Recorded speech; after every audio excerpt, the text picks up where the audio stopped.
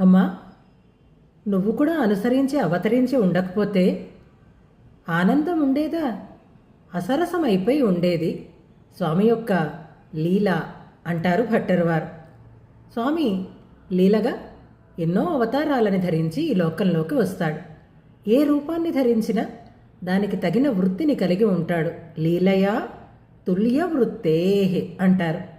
దేవునిగా, మానవునిగా, పక్షిగా, జంతువుగా, చెట్టుగా, ఏదైనా దేవ, మనుష్య, తిర్యక్, స్థావర రూపుడై ఆయన భక్త రక్షణం కోసం అనేక అవతారాలని ధరిస్తాడు. అది ఆయనకి లీల. మరి లీలలో ఆనందం ఉండాలి కదా, రసం ఉండాలి కదా, రసానుభవం ఉండాలి కదా. అది ఎప్పుడు కలుగుతుంది అంటే తోడుగా అమ్మ ఉన్నప్పుడే. ఆమె కూడా ఆయనతో పాటుగా ఈ లోకంలోకి దిగి వస్తుంది. ఏ రూపం ధరించినా తాను ఆయనని అనుసరించే ఉంటుంది. అప్పుడే ఆయనకి ఆనందం ఉంటుంది. లేకపోతే అమ్మ నువ్వు ఇలా వచ్చి ఉండకపోతే అసరసం అభవిష్యం అంటారు భట్టరువారు.